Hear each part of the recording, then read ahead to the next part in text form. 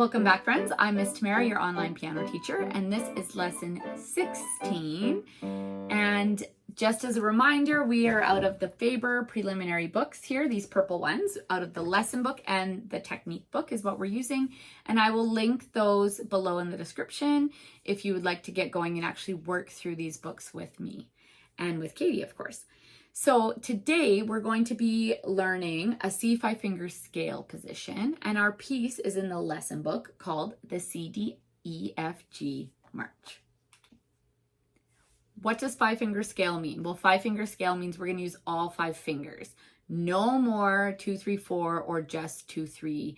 And we're not on the black keys anymore. We are on the white keys. So there's a lot to remember here. And again, I'm going to go through it. I'll play this piece for you, and then Katie will come and play it so I can show you exactly how it's supposed to look, okay? But some things to remember is we want to keep a nice curved finger. If we remember from the very beginning lesson, we can't play with flat fingers, right? All our fingers are different lengths. We need to curve them so our fingertips can all hit at the same time, and that's especially important when we are on the white keys. Our hand position for the C5 finger scale, finger 5 in our left hand is going to sit on C, and finger 1 in our right hand will sit on C. And you'll see what I mean when I get closer up to the keys, and I can show you with Katie what she's doing and how her hands look. But for this piece, we're going to start with our left hand. Our stems are down. I'll show you what this piece looks like actually, and then we can go through it and I'll play it for you. Here's what our piece looks like. We're on page 28 and we're on the C-D-E-F-G March. This is what your hand position should look like. So you have finger 5 on C, and then the rest of the fingers in suit.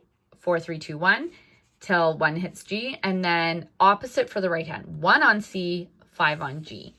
Our stems are down. If you remember right now, stems down means that our left hand is playing, and this sign means forte. Our left hand is going to play loud.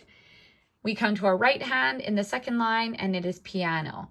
Piano means we're going to play quietly or softly, and our stems are up. We know that's our right hand. Again, we come to the double bar line, which means the end. No repeat for this piece. Okay, I'm going to go through this piece so you can hear what it sounds like, and then I will grab Katie and she will play it for you as well, so you can also see what it looks like up close on the piano. I'm going to get my hands in position, finger 5 on C with my left and finger 1 on C with my right. And we're starting with the left hand forte.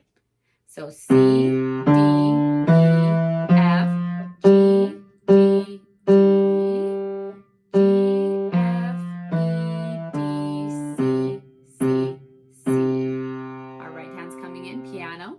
C, D, E, F, G, G, G, G, F, E, D, C, C, C. Okay, I'm going to play it once more, and I'm going to count instead of singing the note names because we have some half notes in there.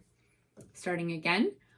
1, 1, 1, 1, 1, 1, 1, 2. 1, 1, 1, 1, 1, 1, 1, 2. Right hand. 1, 1, 1, 1,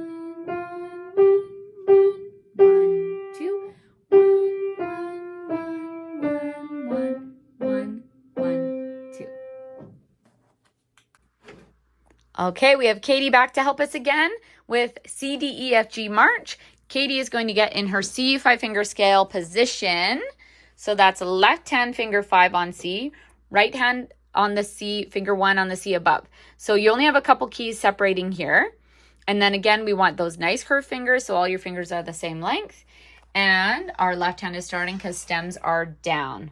Are you ready, Katie? Nice and steady. Very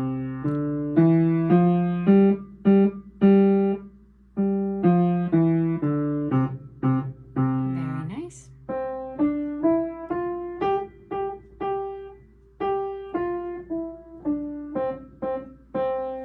Thank you, Katie. That's it for today's lesson, and we will see you next time.